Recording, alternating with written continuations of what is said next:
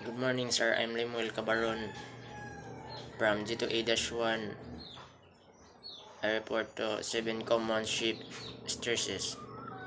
Number 1. Hugging occurs when the ship center experiences upward by one forces due to being supported by a wave grace, while the bow and stern are subjected to downward forces from the weight of the ship.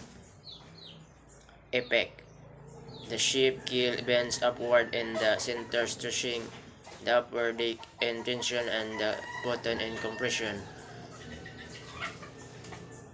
Ang haging mahitabo kung ang sentro sa barko makasinati og pataas nga kusog gikan sa pagsuporta sa usa ka wave crest, samtang ang pana og ulin gipailalom sa paubos nga pwersa gikan sa gibugaton sa barko.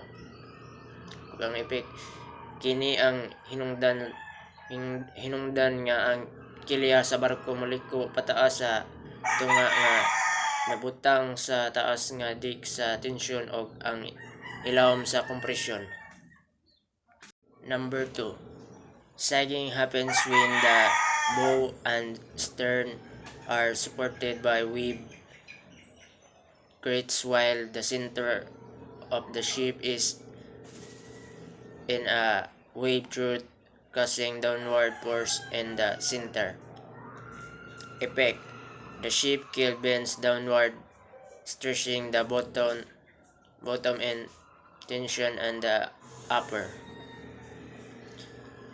Ang paglubog mahitabo kung ang pana o ulin sa barko gisuportahan sa mga wave crest, samtang ang sentro nini anaa sa wave trough nga mo resulta sa paubos nga pwersa sa tunga. Epekto: kini ang hinungdan nga ang kilya sa barko moduko paubos nga napasiugda sa ubos sa tensiyon og ang ibabaw nga bahin sa compression. Number 3. Shear forces occur when adjacent sections of the ship experiences unequal vertical forces, especially near the midship area of our weight distribution changes abruptly. Effect: causes structural deformation and potential failure at weight points deck in a compression. Ang mga pwersa sa pagunting mahitabo kung ang kasikbit mga seksyon sa usa ka barko makasinati og dili patas nga mga pwersa nga vertical, tinuod kini ilabi na duol sa midship area o dili ang pag apod sa gibugaton kabit niya na usab.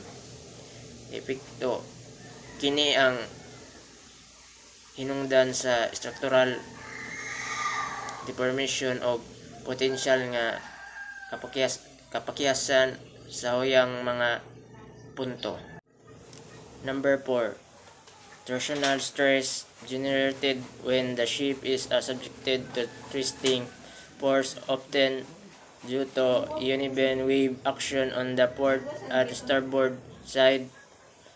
Effect: leads to twisting of the hull, particularly in ship with wide decks like container ships. Ang torsional stress samugna kung ang usa ka barko ilalom sa mga pwersa sa pagtuyok, kasagaran tungod sa dili patas nga aksyon sa balod sa pantalan o sa mga kilid sa starboard.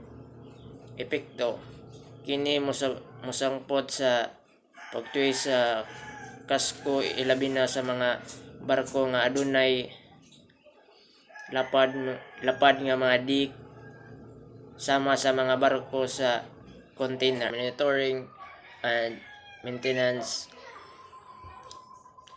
kini nga seksyon nagpasilugda sa kamahinungdanon sa regular nga pagmonito o pamintinar aron masiguro ang integridad sa istruktura sa barko.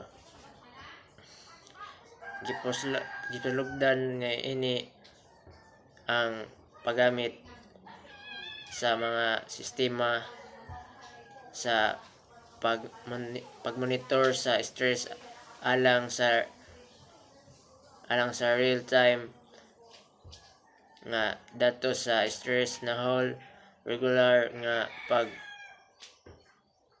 inspection sa mga critical nga lugar, bulkheads, framing aron mahibal-an og matubag ang mga issue sa sayo og dali nga pag-ayos aron mapadayon ang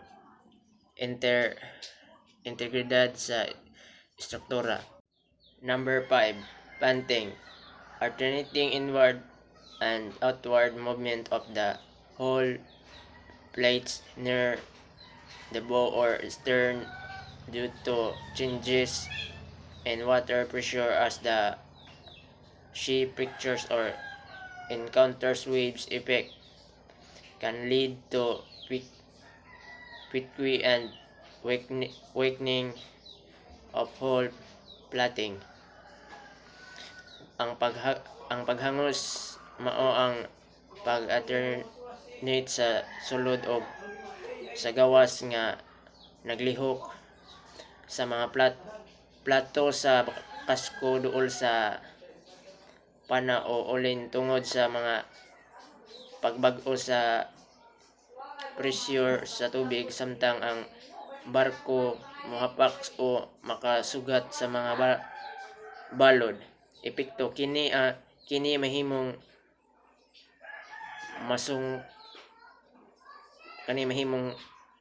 mosangpot sa kakapoy og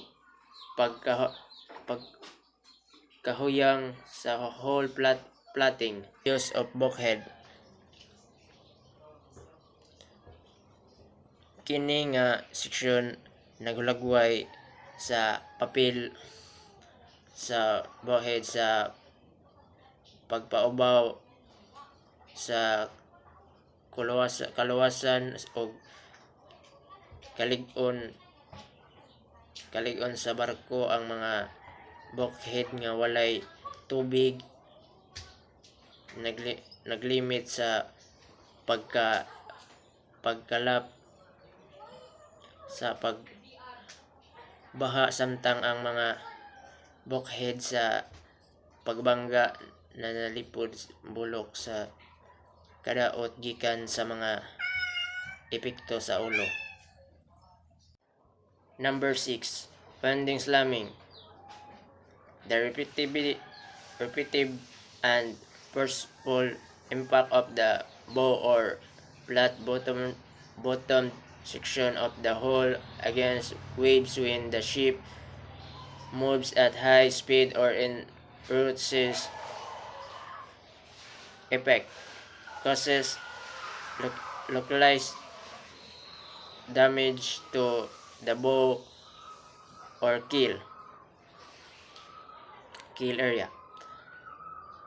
Ang pagbundak nailhan sa usab nga paghapak mao ang balik-balik o kusog nga epekto sa pana o flat bottom nga mga seksyon sa kasko batok sa mga balod kung ang barko molihok sa kusog nga tulin o sa buluron nga kadagatan.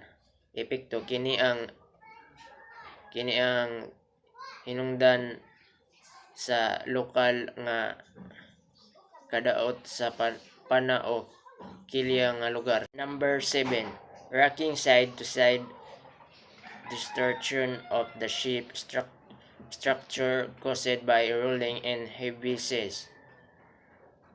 Effect. Stress the ship's transverse from and bulkheads.